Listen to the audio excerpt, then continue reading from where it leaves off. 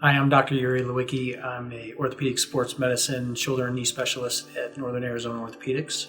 Because of COVID-19 pandemic ongoing, we have implemented measures that still allow us to see patients, but not necessarily in person. The way that we're doing that is via telemedicine, and that requires either a cell phone or a tablet or computer.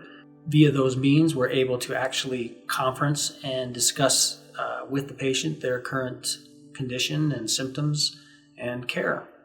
We're actually able to do physical exam maneuvers. If at that time it's determined that there's significant problems, then we either decide to have the patient come in directly to be seen in a personal visit, or we order further studies.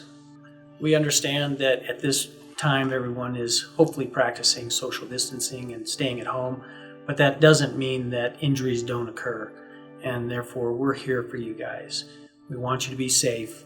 We want you to wash your hands, don't touch your face, and if you need us, we're here.